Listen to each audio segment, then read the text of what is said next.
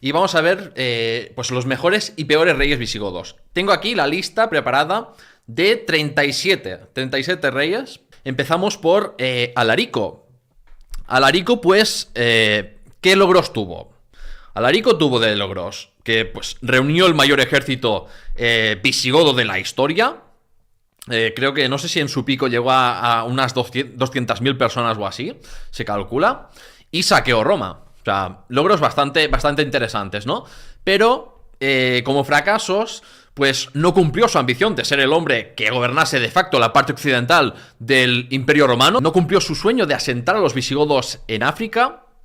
Y tuvo un poder frágil e itinerante, es decir, iban los visigodos que le acompañaban, que eran tanto soldados como familias, o sea, también iban acompañados de sus familias, con mujeres, niños, ancianos. La gente se flipa, yo creo que se flipa bastante con el tema del saqueo de Roma, pero al final yo creo que está un poco sobrevalorado Alarico. Un poco hot take esto, pero creo que está un poco sobrevalorado Alarico. Claro, por un lado estaban las circunstancias adversas, o sea, tenía muchas cosas en su contra. Eso hay que decirlo como algo, como un punto, digamos, a su favor, ¿no? Pero es que fracasó al final. O sea, venga, va, yo lo pongo en el B. Lo pongo en el B. Aquí dices en el A, uno dice en el A. Nah. Yo veo en el B, yo lo veo en el B. Yo ya te digo, yo lo veo un poco sobrevalorado. Luego estaba, pues lo sucedió Ataulfo, que continuó liderando a los visigodos, ya, pero en números menores a los vistos con Alarico, porque hubo gente que se marchó, o también hubo quienes murieron, ya sea por la guerra o por enfermedades, con Alarico. O sea que, bueno, esto como un punto a favor de Ataulfo, evitó la derrota total. Luego se casó con Gala Placidia, que era hermana del emperador Honorio, y tuvo un hijo con ella, con lo que podría haber formado una dinastía romano-gótica, por primera vez. Pero, como fracasos, su hijo en común murió. Los romanos por tierra y mar le cortaron las líneas de suministros a los godos y les forzaron a desplazarse a la Hispania tarraconense. Es por eso que los visigodos con Ataulfo llegaron pues por primera vez a tierras hispanas. Se asentaron en Barcelona. Pero Ataulfo terminó asesinado y con un ejército acompañado de familias, sin un medio de sustento estable ni un tratado de federación con Roma. Y tampoco cumplió el sueño de llevarse a su gente a África. Es decir, en este sentido, pues siguió fracasando, digamos, igual que su predecesor Alarico. Y encima este terminó asesinado, Ataulfo. Y luego el que le sucedió fue Sigerico, que fue el que lo asesinó. Estuvo detrás, muy seguramente, muy probablemente, del asesinato de Ataulfo. Luego mató además a sus hijos, a los hijos que no eran hijos del matrimonio que tuvo con Gala Placidia, sino con un matrimonio de Ataulfo con una mujer anterior. Mató a esos hijos y humilló a Gala Placidia, la princesa romana. O sea que tela con este Sigerico. Dicen B. Vale, pues pongo Ataulfo en el B, ¿de acuerdo? Lo que iba diciendo de Sigerico no duró nada, estuvo nada, a los pocos días fue también asesinado, igual que él fue responsable del asesinato de Ataulfo, pues él también terminó asesinado, o sea que, bueno, este lo podemos poner por traidor, por durar solamente unos días y, vamos, por no hacer absolutamente nada destacable, aparte de generar tensiones internas, ¿no?, entre los visigodos. Lo pongo, obviamente, en el D a Sigerico. ¿Quién lo sucedió? Valia, pues una persona que sí que estaba emparentada con Ataulfo y Alarico. Firmó un tratado de federación con Roma, dándoles así un lugar donde hospedarse en Aquitania a cambio de sus servicios militares. O sea, Valia, consiguió lo que Alarico y Ataulfo no pudieron conseguir. Asentó a su pueblo, dejó de estar en movimiento, con un ejército en movimiento, sin un sustento estable, ¿no?, para tener, pues, por fin un lugar donde hospedarse, a cambio de servicios militares. Venció además a los alanos y vándalos silingos en Hispania, y fracasó en establecer a los visigodos en África. Esto como un fracaso. Pero en general yo creo que Valia sobresale bastante. Y teniendo en cuenta lo importante que fue a la hora de asentar a los visigodos en Aquitania, que sería el solar donde se formaría el reino visigodo de Tolosa, yo creo que por sus victorias y por eso, ¿no?, merece estar en el S. Quizás me estoy pasando y le estoy dando demasiado, pero yo creo que sí que se merece el S, la excelencia de los mejores reyes, por haber asentado por fin a su pueblo, ¿no? Después de Balia sigue con Teodorico I. Teodorico I, pues, completó el establecimiento de los visigodos en Aquitania. Tuvo un largo reinado, porque gobernó desde el 418 hasta el 451. Tuvo tiras y aflojas con los romanos para obtener el acceso al mar Mediterráneo. Tuvo periodos de alianza con los romanos y otros de romperse el tratado de federación con ellos. No tuvo éxito en obtener acceso al mar Mediterráneo, finalmente. Y formó una coalición con los romanos y otros bárbaros para hacer frente a Atila el Huno y, bueno, a todo su imperio, ¿no? Y murió en la batalla de los Campos Cataláunicos como un héroe. O sea que tuvo un reinado, pues, bastante de consolidación, con sus más y sus menos, un poco de tiras y aflojas, pero en general, como es de consolidación y bueno, pues consiguió que su pueblo sobreviviera y fuera en general aliado de Roma, yo creo que se merece el A. De tirando para los buenos reyes, esta.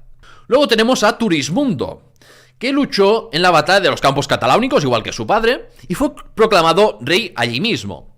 Mantuvo la alianza con Roma y como federado luchó contra los alanos de Orleans. Pero finalmente fue asesinado por un complot de su hermano Teodorico II a los 2 años. Claro, por un lado mantuvo la alianza con Roma y tuvo éxitos militares, pero por otro duró poco. O sea que creo que lo pondré en el C, de los mediocres.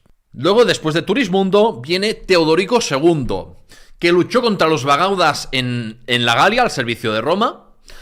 Impuso a su propio emperador en el 455, a Ábito. Al avanzar hacia nuevos territorios, los suevos en nuevas campañas de saqueo por Hispania, Teodorico II intervino y destruyó el reino suevo de Requiario, el primer rey bárbaro católico. Realizó saqueos por Hispania, además. Luego colocó a Agiulfo, a un hombre llamado Agiulfo, de gobernador, pero este lo traicionó y tuvo que volver para aplastar a los suevos. Y luego se abrió un periodo de anarquía en Galicia que se resolvió unos 10 años después, de nuevo con la intervención de Teodorico II, el rey visigodo, a favor de Remismundo, un suevo que convirtió a los suevos al arrianismo y se convirtió en su vasallo durante un breve periodo antes de traicionarle y actuar por su cuenta. El emperador Mayoriano derrotó a los visigodos y les obligó a servir a los romanos en restablecer su autoridad en Hispania. Pero al morir Mayoriano, reconquistó la Septimania, Teodorico II, e intentó expandirse sin éxito por el norte de la Galia. Intentó negociar luego la paz con francos y romanos, pero algunos visigodos no estaban de acuerdo y terminó asesinado por instigación de su hermano Eurico. Teodorico II lo voy a poner en el B, yo creo. Eurico, el rey Eurico, que sucede a Teodorico II, porque mató a su hermano. Recordemos que mató a su hermano. Esto también un punto negativo para él. Conquistó ciudades como Tours, Arles y Marsella, convirtiendo así el reino visigodo de Tolosa en el estado más poderoso de Occidente tras la caída de la parte occidental del Imperio Romano. O sea que punto a su favor en esto. Defendió con éxito el reino visigodo frente al expansionismo franco. Pese a la oposición de la aristocracia de tarraconense, logró la conquista de esta provincia en el 472, pero no logró. Alguna gente se cree que fue Eurico el que ya estableció el dominio visigodo sobre la mayor parte de Hispania, y no es así. Sí que hay algunas guarniciones ahí visigodas en Mérida, quizás también en Sevilla, algún sitio así, alguna ciudad así, pero si eran guarniciones godas al servicio de Eurico, pues estaban, digamos, muy aisladas ahí, ¿no? Donde sí había dominio visigodo en Hispania con Eurico era en Tarraconense, y les costó lo suyo, porque la Tarraconense era la provincia donde había más gente leal, una aristocracia más leal al Imperio Romano. Fue por eso que les costó. Luego Eurico promovió un código legal e integró a la administración y ejército a galo-romanos e hispano-romanos. Pero como punto negativo, pues estuvo detrás de la muerte de su hermano Teodorico II. Aún así, yo creo que, pues en general, se puede decir que Eurico, pues, es de los buenos reyes visigodos, pese a haber accedido al trono de manera, pues, con un asesinato, ¿no? Asesinando a su hermano. Luego tenemos a Alarico II, un caso muy interesante, porque Alarico II tradicionalmente lo han tratado muy mal en la historiografía, porque pues con él cayó el reino visigodo de Tolosa. Pero qué buenas cosas hizo Alarico II antes de que el desastre ocurriera. Pues suprimió 2 revueltas hispano-romanas en Tarraconense, promulgó el breviario de Alarico, que era un compendio abreviado de las leyes del código teodosiano, con leyes adaptadas a las nuevas circunstancias, con la colaboración además del clero y de la aristocracia galorromana. Eliminó la subordinación de los obispados bajo su control en relación al obispo de Roma, es decir, libró a los obispados que estaban bajo el reino visigodo de Tolosa de rendirle un poco pleitesía al obispo de Roma, al papa, ¿no? Luego gobernó con el apoyo de la Iglesia Católica de la Galia, con la figura de Cesario de Arles. O sea, que es mentira toda la propaganda que pintaban a Alarico II como anticatólico, ¿vale? Esto es falso. Pero como fracasos, pues fue incapaz de impedir la unificación de los francos ni su conquista del reino de Soissons, que el reino de Soissons era pues un estado, digamos, separado. Un estado separado romano, después de la caída de la parte occidental del Imperio Romano, que quedó ahí entre visigodos y francos en el norte de la Galia.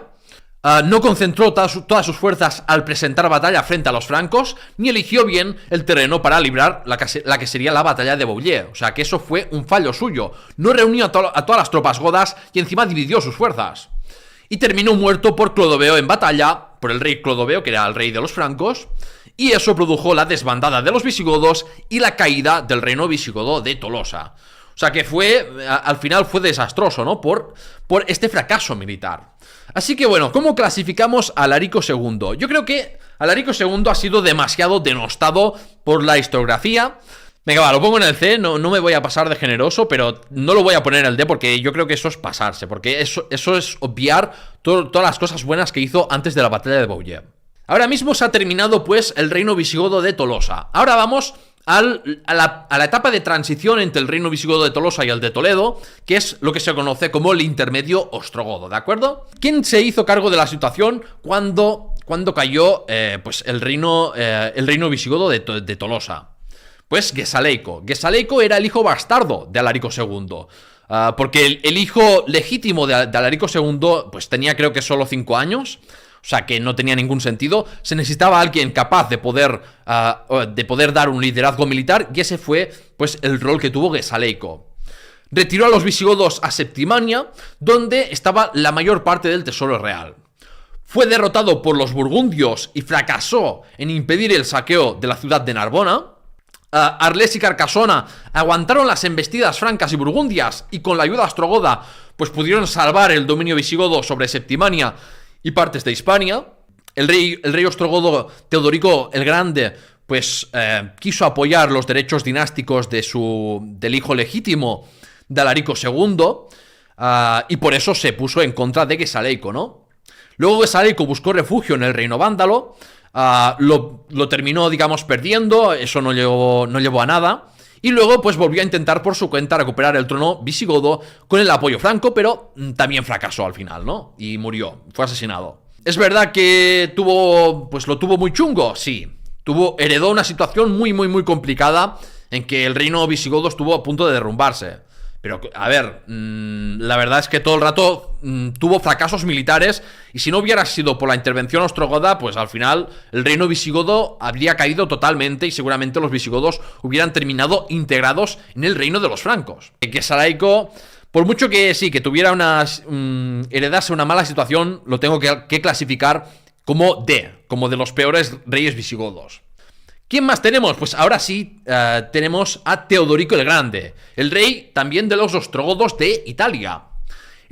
Actuó como regente a favor de su nieto Amalarico, hijo legítimo de Alarico II, pero bueno, actuó realmente como un rey propio y por eso lo pongo como si fuera pues un rey por derecho propio. Teodorico restauró las instituciones imperiales romanas. Estableció guarniciones ostrogodas en Hispania y Septimania. Teodorico el Grande salvó a los visigodos de terminar siendo absorbidos por los francos o burgundios. Fomentó las uniones entre ostrogodos y visigodos mediante matrimonios para así unificar a los godos. Pero su sueño al final se fue al traste al morir su yerno y sucesor. y por las actuaciones independientes de Teudis, que era el general. Teudis era el general del reino visigodo y tutor de Amalarico. Era una persona que Teodorico el Grande pues había puesto a gobernar Hispania, digamos, en nombre suyo, pero al final Teudis actuó de forma totalmente independiente, casi. Lo único que demostraba, digamos, subordinación hacia el rey de Italia era mediante, pues, el pago de tributo anual y poco más. Venga, va, lo pongo en el S solo porque lo has dicho tú, ¿eh? Sigue Amalarico, ¿vale? Que era, pues, el hijo legítimo de Alarico II. ¿Amalarico qué hizo? Pues, como cosas positivas, salió con el obispo de Toledo para así reforzarse mutuamente y hacer frente a sus enemigos, porque ambos tenían enemigos, tanto el obispo de Toledo como Amalarico, y con esta alianza pues se fortalecieron ambos. Y con Amalarico pues se extendió así el reconocimiento de la soberanía visigoda por la meseta. O sea, ya en gran parte de Hispania se reconoció el dominio de los godos. Cedió la Provenza a los ostrogodos para así recuperar su independencia. Les dejó de pagar tributo y obtuvo de regreso el tesoro real visigodo, que hasta entonces, con Teodorico el Grande, pues había estado custodiado también en Italia. Intentó librarse, sin éxito, de la influencia de Teudis, y trató de vencer a los francos y de restaurar el dominio visigodo en el sur de la Galia, pero fue derrotado en Septimania en el 531 y terminó asesinado debido a este fracaso. O sea que, en general, bueno, tuvo cosas buenas como eso, ¿no? Como el hecho de consolidar la hegemonía visigoda, la autoridad visigoda por Hispania, pero en general tuvo más fracasos que éxitos. O sea que a Amalarico lo tengo que poner en el C, digamos en la parte de los mediocres. Así se termina la dinastía baltinga. O sea, con Amalarico se termina la dinastía que había gobernado a los visigodos desde Alarico. Teudis, pues, era un general de origen ostrogodo, ni siquiera era de origen visigodo. Formó su propia red clientelar en Hispania, estableciéndose en Sevilla. El grueso de los visigodos abandonó Septimania bajo su reinado y se asentó en Hispania. Es decir, debido al fracaso militar de Amalarico, los visigodos emigraron, pues, la mayoría de Septimania a Hispania. Porque hasta Amalarico, pues, había aún la esperanza, ¿no?, de que los visigodos lograrían recuperar lo perdido frente a los francos, ¿no? Pero luego ya se vio que esto ya no sería así. Luego Teudis paró los pies a los francos en Zaragoza, porque intentaron, pues, atacar al reino visigodo, pero les paró los pies. Se extendió bajo su reinado la peste de Justiniano, pero bueno, esto tampoco es que fuera algo que él pudiera evitar, el rey. No pudo ayudar a los ostrogodos frente a los bizantinos. Y fracasó en tomar Ceuta, que estaba en manos de los bizantinos ya. Teudis siguió consolidando el dominio visigodo sobre Hispania, pero bueno, siguió siendo un dominio bastante débil, ¿no? Lo voy a poner entre los del B, los que, bueno, tienen cosas positivas. Es un rey que tiene cosas positivas pero también algunos fracasos bastante relevantes, ¿no? De hecho, seguramente terminó asesinado debido a su fracaso al tomar la ciudad de Ceuta. ¿Quién lo sucedió? Pues le sucedió Teudiselo. Teudiselo era también de origen ostrogodo, un general de origen ostrogodo.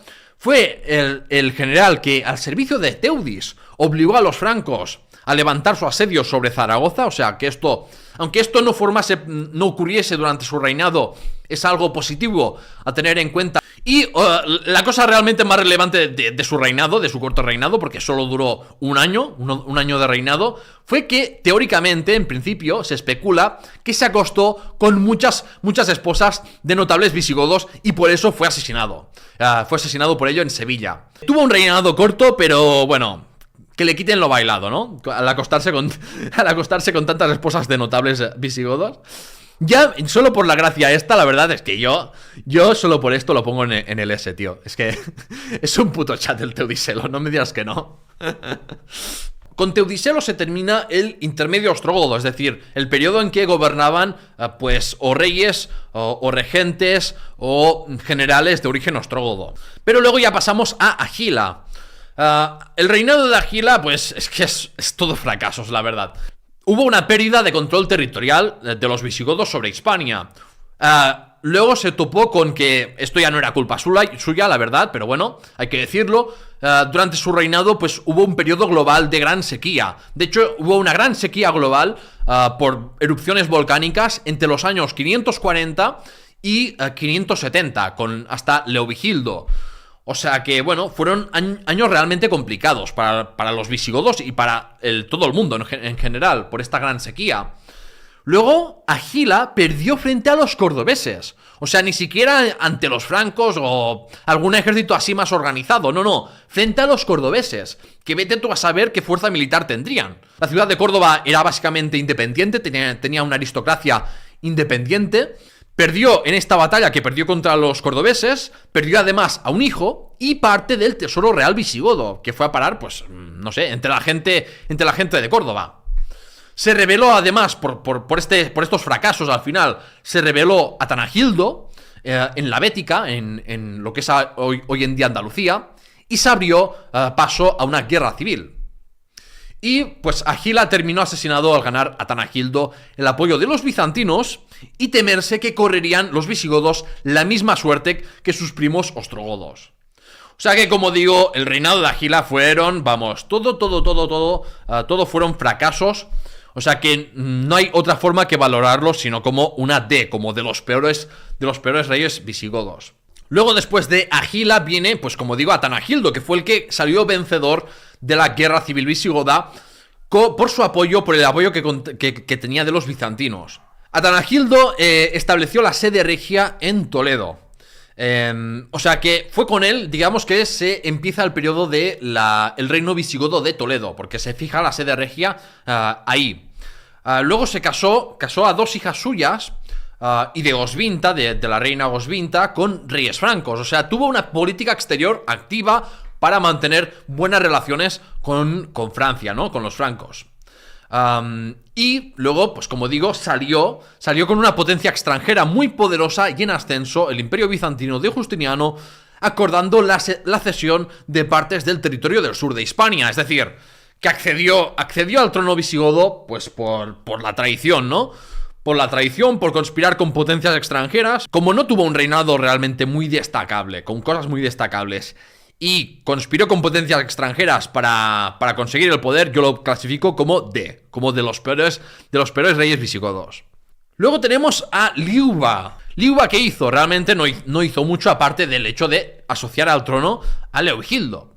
Los francos intentaron aprovecharse de la debilidad goda, porque además hubo un interregno de varios meses. Al final eligieron a Liuba, que era el duque de la Septimania. Debido al ataque de los francos sobre Septimania, pues decidió defender personalmente esa provincia, mientras que asoció al trono a su hermano Leovigildo y dejó a este controlando los territorios hispanos. Por defender personalmente y con éxito Septimania y por asociar al trono seguramente al rey más importante del reino visigodo, como fue Leovigildo, pues hay que clasificar a Liuba como un rey, pues, normalito, ¿no? O sea, de ahí en el B.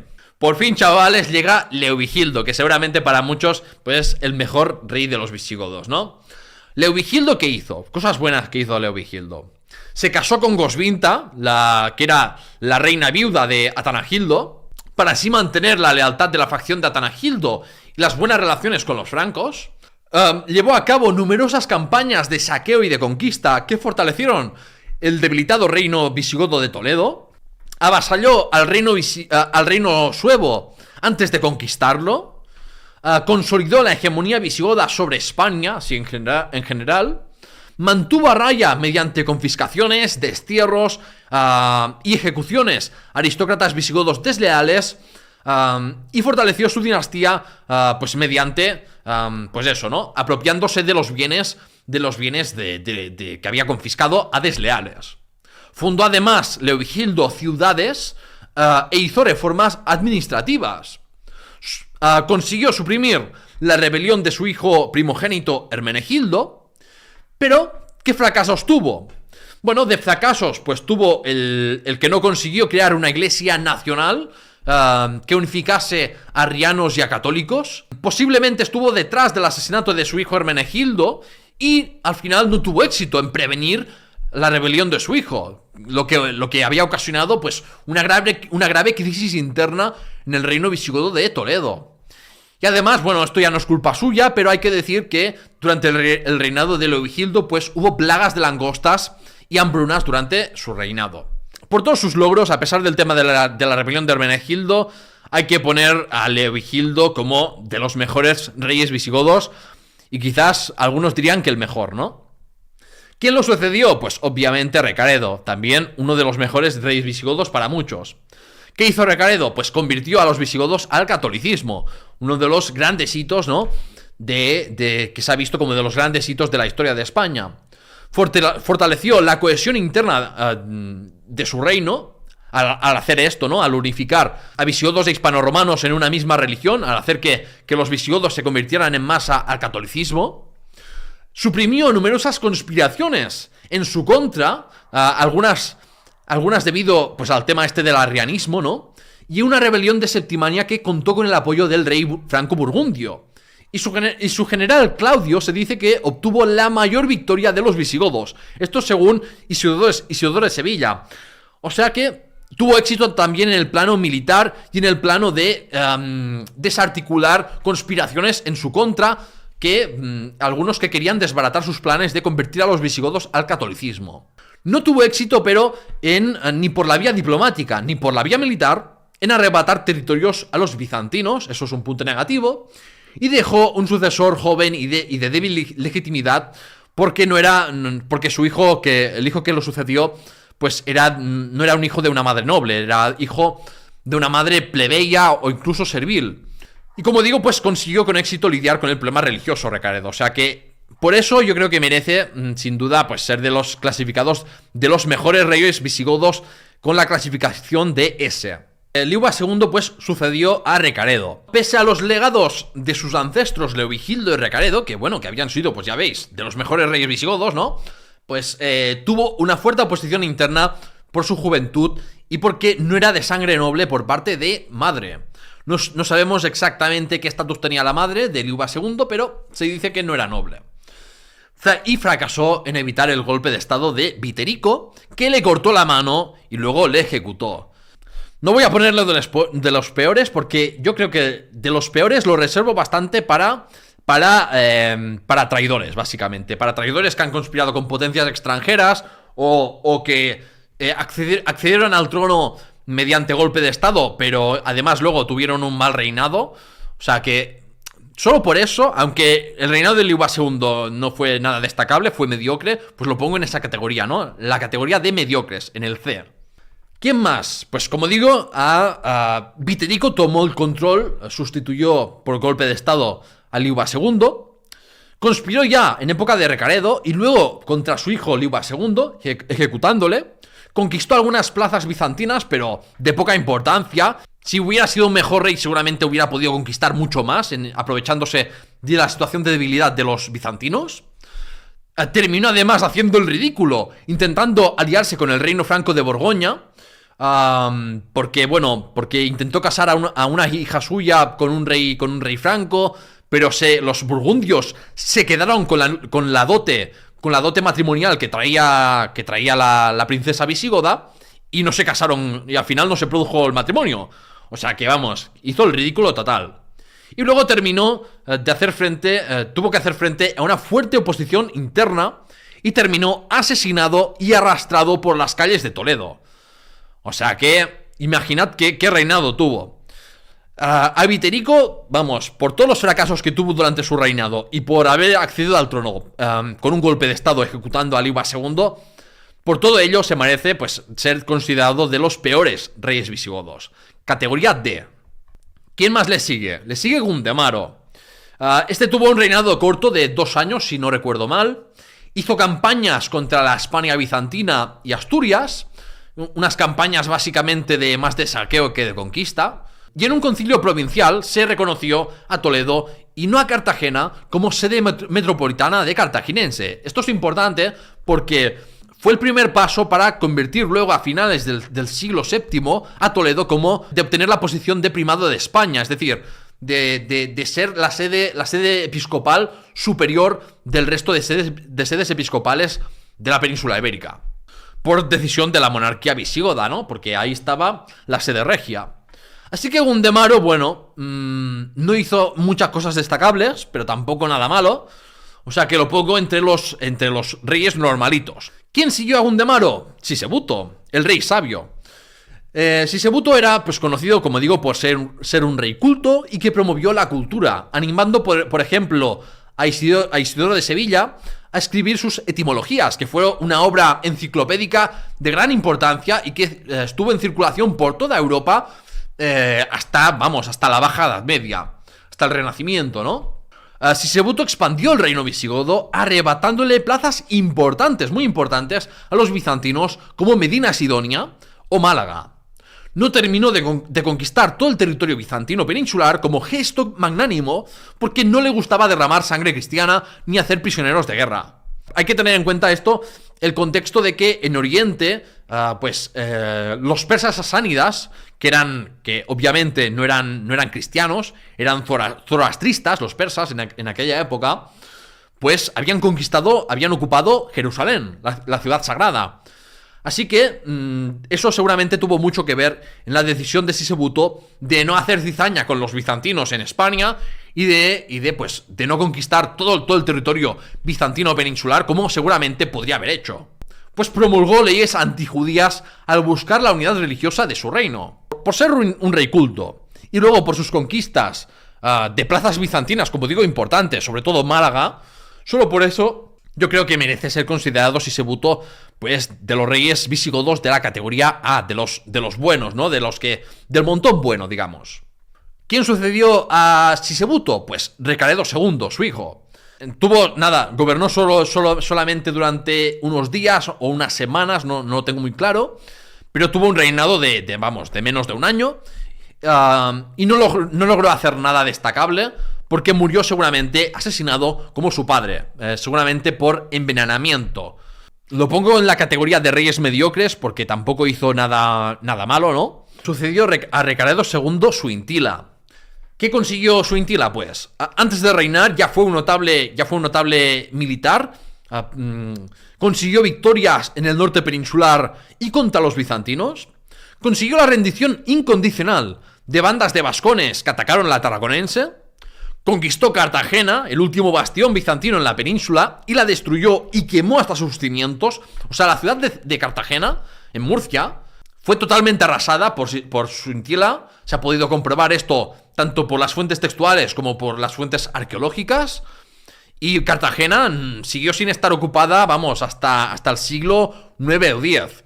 Intentó formar una dinastía hereditaria y a partir de ahí, pues, tuvo que enfrentarse a mucha oposición. Tuvo que hacer frente a conspiraciones que desarticuló, pero al coste de ganarse menos simpatías por las confiscaciones que tenía que hacer para parar estas rebeliones, ¿no? O sea que cada vez, debido a estas dinámicas, pues cada vez Suintila se veía más como un déspota, ¿no? Y, como digo, no unificó la península ibérica bajo dominio godo, como mucha gente se piensa. Al final terminó depuesto Suintila. Por lo tanto, Suintila lo pongo en el A. Voy a ser un poco generoso, y voy a ponerlo en el A. Luego tenemos a Sisenando. Sisenando era el duque de la Septimania. Salió con el rey franco Dagoberto, era el rey de todos los reinos francos, los logró unificar bajo su figura.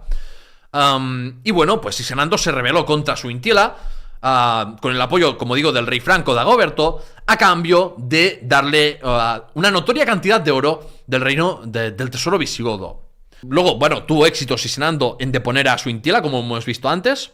Se enfrentó a una rebelión de la facción de Suintila en la Bética y Lusitania y los derrotó. Luego se reforzó la figura del rey en el Cuarto Concilio de Toledo y el poder de la Iglesia, y se reguló la sucesión del trono visigodo, determinando el principio de elección, en principio, aunque el principio de elección electivo de la monarquía visigoda muchas veces se saltó. De hecho, creo que la mayoría de veces se saltó. Teniendo en cuenta que conspiró con una potencia extranjera muy poderosa, a cambio de oro del tesoro visigodo, luego tuvo que enfrentarse a rebeliones internas, luego que tampoco realmente no hizo mucho en su reinado. Convocó el Cuarto Concilio de Toledo, que fue un concilio muy importante. Se dirimieron muchas cosas para configurar los poderes de la monarquía, delimitar los poderes de la monarquía y de la iglesia. Pero eso es más responsabilidad realmente de por ejemplo, personajes como Isidoro de Sevilla, que no tanto del propio rey, yo creo. O sea que yo asesinando por llegar por traición, por conspirar con potencias extranjeras, yo lo pongo en el D, de los peores reyes visigodos.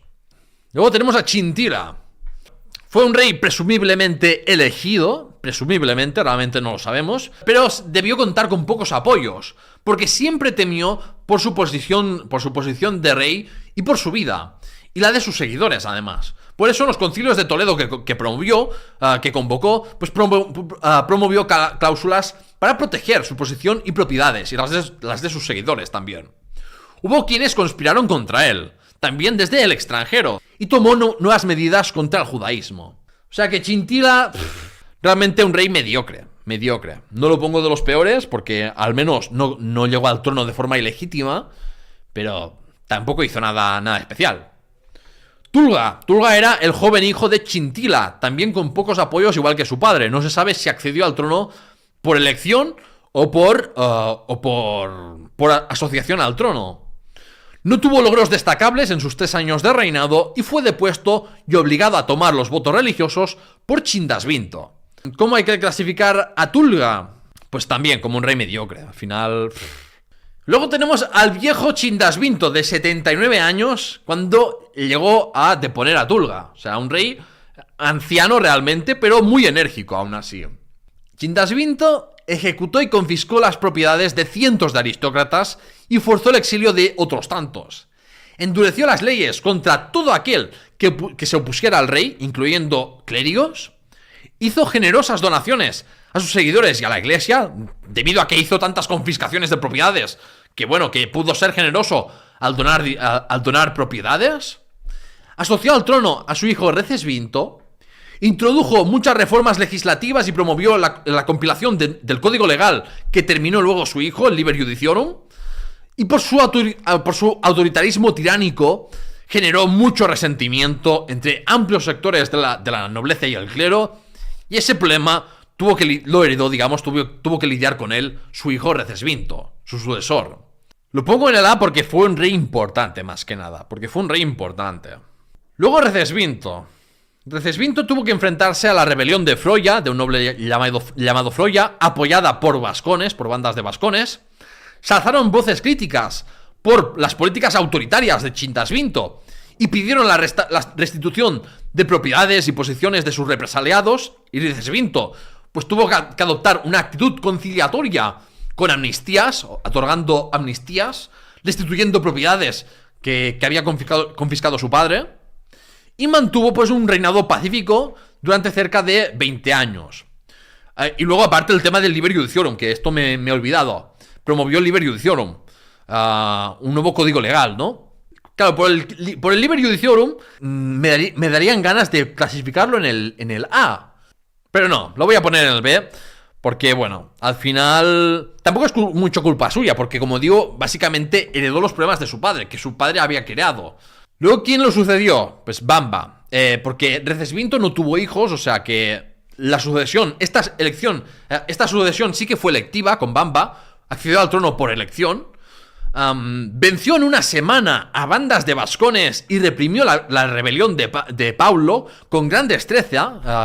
La rebelión de Paulo que sucedió en la Tarraconense, en la provincia de la Tarraconense, en la actual Cataluña, y en la Septimania. Reprimió esta rebelión con gran destreza con operaciones militares tanto por tierra como por mar. Se mostró magnánimo además con los rebeldes. Introdujo reformas militares para regular la defensa del reino y reorganizó la administración provincial, concentrando el poder civil y militar en los duques. Esto era un poco un arma de doble filo, porque dar tanto poder a los duques, pues luego hizo que pudieran haber duques muy poderosos que pudieran plantar cara al mismo rey. De hecho, por ejemplo, Rodrigo, que accedió al trono, el rey Rodrigo, el famoso Don Rodrigo, accedió al trono por un golpe de estado y había sido duque de la Bética. Eso ya da a entender, pues como digo, que eso era un arma de doble filo, concentrar tanto el poder civil y militar en los duques.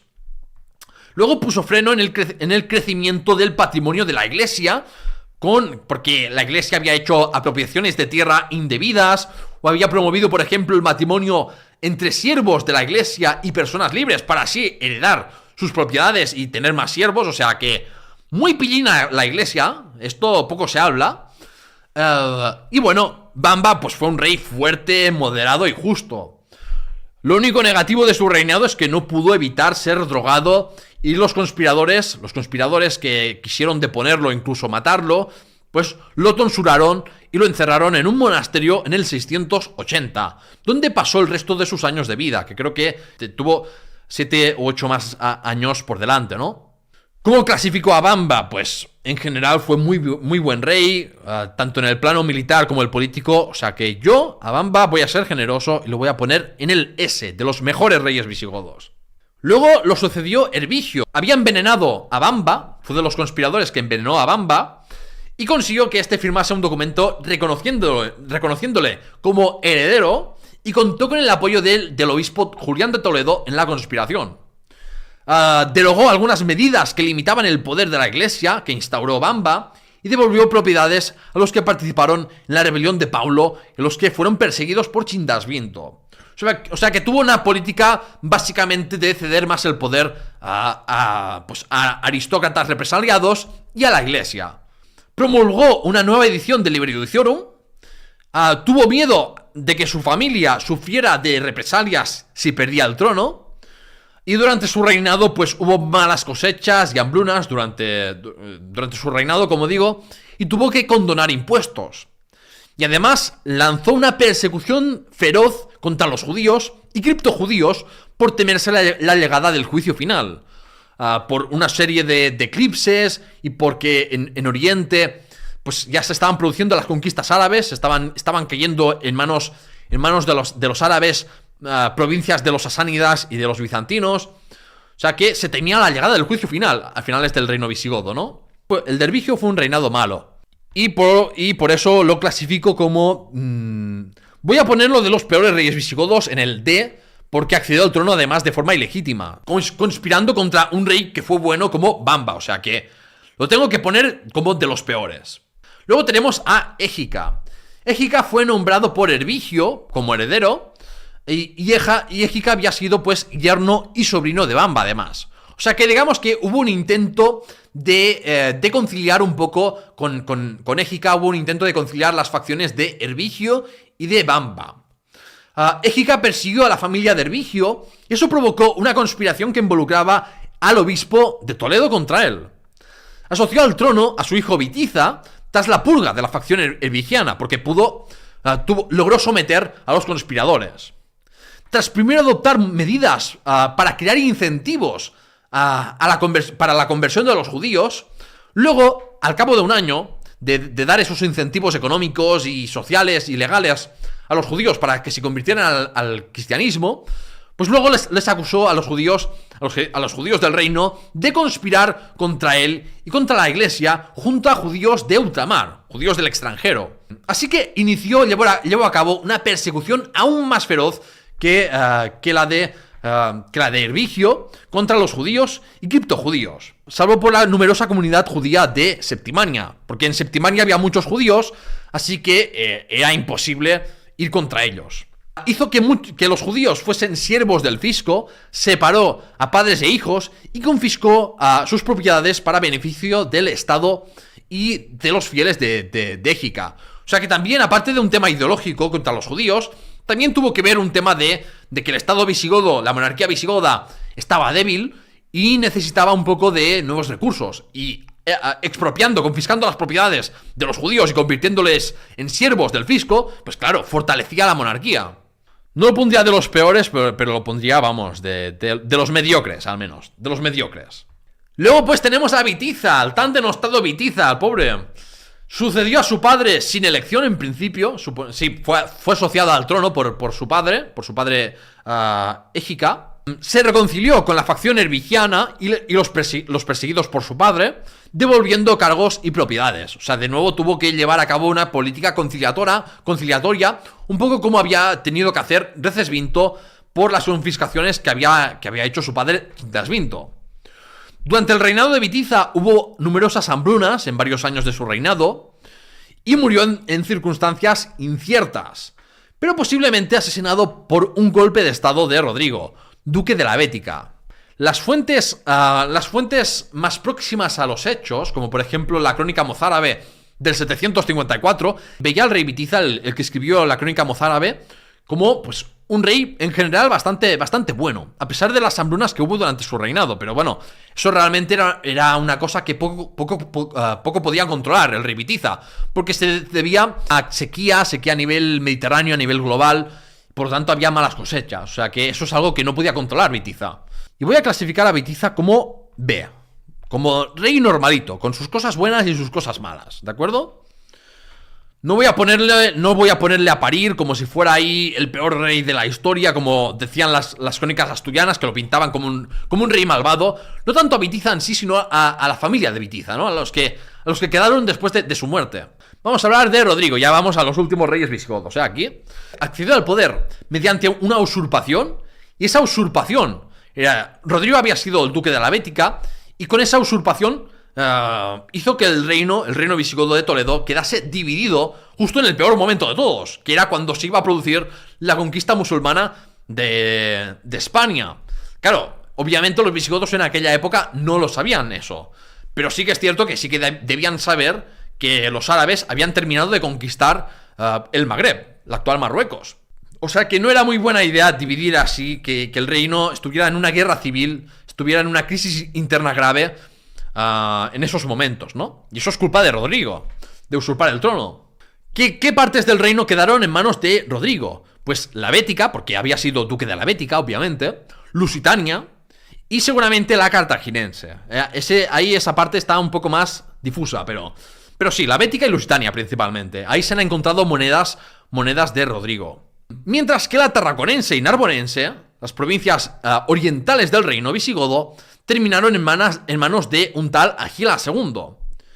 Ya hubo una incursión bereber en el 710 sin encontrarse apenas resistencia. Esa incursión bereber duró una semana y se limitó a la parte del estrecho de Gibraltar, al campo de Gibraltar.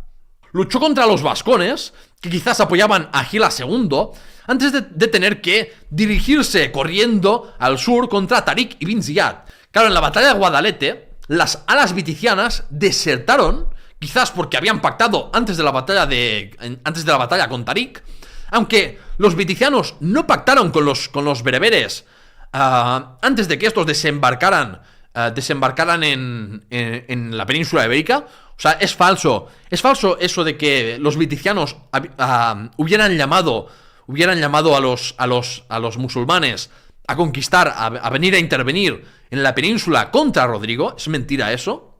Sino que seguramente se hicieron un pacto unos días antes de la batalla, ¿de acuerdo? Y bueno, debido a esto, el ejército godo pues fue derrotado y sufrió una matanza realmente. Incluso entre los viticianos, o sea que al final, en teoría pactaron, como digo, desertaron los viticianos, en teoría por pacto con Tarik, pero los bereberes mataron tanto a rodriguistas como a viticianos al final. Así se derrumbó el reino visigodo de Toledo por la batalla de Guadalete, que perdieron, y luego la batalla de Écija. Posiblemente Rodrigo ya había muerto ahogado en la batalla de Guadalete. Y bueno, hay que decir que Toledo no mostró resistencia, porque, claro, el reino visigodo quedó descabezado, sin rey en Toledo al menos. Como digo, también había Agila II en el oriente del reino, pero eso iba aparte, ¿no?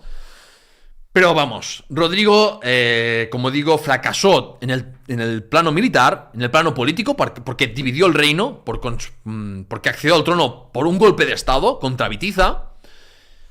Y como digo, es que dividió el reino en el peor momento de todos. O sea que tengo que poner a Rodrigo como de los peores reyes visigodos, así tal cual. No lo voy a romantizar a Rodrigo, como hacen las crónicas asturianas, que lo ponen como el gran mártir, ¿no? El gran mártir por culpa de los viticianos. Pero realmente Rodrigo tuvo mucha culpa en dividir el reino visigodo, en provocar una guerra civil entre los visigodos y, al final, en provocar una grave crisis interna en el reino visigodo, que facilitó mucho la conquista musulmana del reino visigodo. Luego, pues como digo, otra gente terminaría aquí la clasificación, la tier list de mejores reyes visigodos, pero también incluyó, vale la pena incluir a Agilas II y a Ardo, que fueron los reyes que quedaron en la parte oriental del reino visigodo, ofreciendo resistencia frente a los musulmanes, ¿de acuerdo? Agilas II, ¿qué hizo? Pues simplemente reunió a aristócratas de la Tarraconense y de la Narbonense y bueno, terminó siendo proclamado rey Agilas II, sin reconocer a Rodrigo. Y debió morir en el 713 o 714, quizás enfrentándose a Musa y a Tarik. En esa época, en el 713-714, Musa y Tarik estaban haciendo campañas contra la Tarraconense. ¿Hay que clasificarlo como de los peores reyes visigodos? No lo creo, porque a diferencia de Rodrigo, Agilas II no había provocado la guerra civil y la división del reino visigodo. Por lo tanto, yo lo pondría como mediocres. O sea, en principio, pues lideró la resistencia militar visigoda en la parte oriental del reino, pero también fracasó. O sea, que lo voy a poner aquí en el C, de reyes mediocres. Tenemos constancia, por cierto, de su existencia tanto por las fuentes numismáticas, es decir, por monedas, como por el registro escrito. Mientras que por Ardo, solo conocemos su nombre por un catálogo de reyes visigodos que es originario de tierras catalanas o francas. Es decir, es un rey que ni siquiera acuñó monedas. O sea, Ardo debió organizar la resistencia visigoda de la Tarraconense y de Septimania tras la muerte de Agilas II. Y quizás murió hacia el 720 con la conquista musulmana de la Narbonense. Es decir, de nuevo, como Agilas II fracasó en ofrecer resistencia efectiva contra los musulmanes. Por lo tanto, yo creo que hay que clasificarle como, pues, de los reyes mediocres. Ruth dice que me encantó, muy interesante y divertido. Moría por preguntarte cuál era tu rey visigodo favorito. Pues el rey visigodo favorito yo creo que hay que poner a Leovigildo, yo creo. Por logros, Leovigildo. Aunque realmente me causa mucha simpatía a Bamba, porque consiguió muchas cosas en el plano militar y fue un rey moderado, justo, o sea que fue un rey enérgico que no dudó en limitar el poder de la iglesia y de aristócratas que vamos, o sea, yo creo que lo hizo bastante bien Bamba. Y por eso generó resistencias, claro, se ganó enemigos por eso. Este sería mi top 3. Mi top 3 sería Leovigildo, Bamba, Recaredo. Bueno, chicos, esto es todo por hoy. Espero que os haya gustado esta clasificación de reyes visigodos. Y nos vemos, pues, en otro episodio. Muchas gracias.